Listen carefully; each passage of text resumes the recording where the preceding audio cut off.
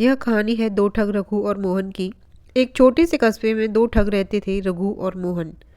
दोनों बहुत चालाक थे और लोगों को धोखा देकर पैसे कमाते थे, लेकिन दोनों एक दूसरे पर भी पूरी तरह भरोसा नहीं करते थे। एक दिन रघु को खबर मिली कि पास के गांव में एक बूढ़ा साहूकार रहता है, जिसके पास बहुत पुराना सोने का सिक्का है। उसने मोहन से कहा, अगर हम मिलकर काम करें तो यह सिक्का आसानी से हासिल कर सकते हैं। मोहन ने मुस्कुराकर कहा, ठीक है, लेकिन इस बार कोई चालाकी मत करना। दोनों ने योजना बनाई और वे साधु का वेश बनाकर साहूकार के घर पहुंचे। उन्होंने कहा कि वे पूजा करेंगे, जिससे घर में धन समृद्धि बढ़ेगी। बूढ़ा साहूकार सीधा साधा था। उसने उन्हें घर में ठहरा लिया। रात को जब सब सो गए, दोनों ने धीरे धीरे अलमारी खोली और सोने का पुराना सिक्का निकाल लिया। सिक्का सचमुच बहुत कीमती था। दोनों खुश हो गए, लेकिन अब समस्या यह थी कि सिक्का बांटे कैसे। रघु बोला, सुबह होते ही हम आधा आधा बांट लेंगे। मोहन ने सिर हिलाया, लेकिन उसके मन में कुछ और ही चल रहा था। उसने सोचा, अगर मैं यह सिक्का अकेले ले जाऊं तो मुझे किसी के साथ बांटना नहीं पड़ेगा। उधर रघु भी यही सोच रहा था, मोहन भरोसे के लायक नहीं है, मुझे इससे पहले ही धोखा देना होगा। अगले दिन दोनों कस्बे की ओर निकल पड़े। रास्ते में एक घना जंगल पड़ता था। जंगल के बीच पहुंचकर मोहन ने कहा, रघु, बहुत थक गए हो, थोड़ी देर यहीं आराम कर लेते हैं।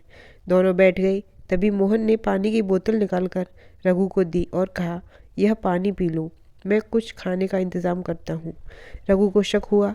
उसने पानी पीने का नाटक किया और बोतल छुपाकर फेंक दी। वह समझ गया कि शायद मोहन उसे बेहोश करना चाहता है। कुछ देर बाद मोहन वापस आया। उसने देखा कि रघु ठीक बैठा है, तो वह थोड़ा घबरा गया। अब रघु की बारी थी। उसने मुस्कुराकर कहा। जैसे ही मोहन भागने लगा, सामने से दो पुलिस वाले आ गए। वे पहले से ही उन्हें ढूंढ रहे थे, क्योंकि बूढ़े साहूकार ने सुबह होते ही चोरी की रिपोर्ट दर्ज करवा दी थी। गांव छोटा था और साधु के वेश में आए दो अजनबियों पर जल्दी ही शक हो गया था। पुलिस ने मोहन को पकड़ लिया। तभी पीछे से रघु भी पेड़ों के बीच से निकलकर आया।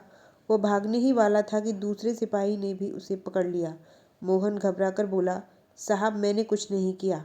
सिक्का तो रघु के पास है। रघु चिल्लाया, झूठ बोल रहा है, सिक्का इसकी जेब में है।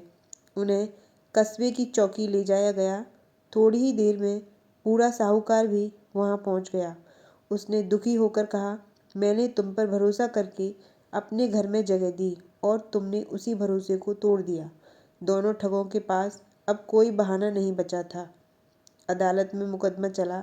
यह साबित हो गया कि उन्होंने भेष बदलकर चोरी की थी और एक दूसरे को भी धोखा देने की योजना बनाई थी।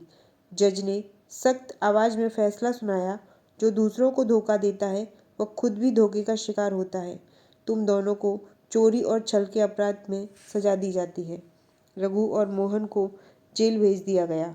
जेल की सलाखों के पीछे बैठकर दोनों चुप थे। अब न लालच बचा था, न दोस्ती। मोहन ने धीमे से कहा, अगर हम ईमानदारी से मेहनत करते तो आज ये दिन न देखना पड़ता। रघु ने गहरी सांस ली। पहले हमने साहूकार को धोखा दिया, फिर एक दूसरे को। यही हमारी दोनों को अपनी गलती का एहसास हो चुका था, लेकिन अब बहुत देर हो चुकी थी। सीख, लालच इंसान को अंधा बना देता है।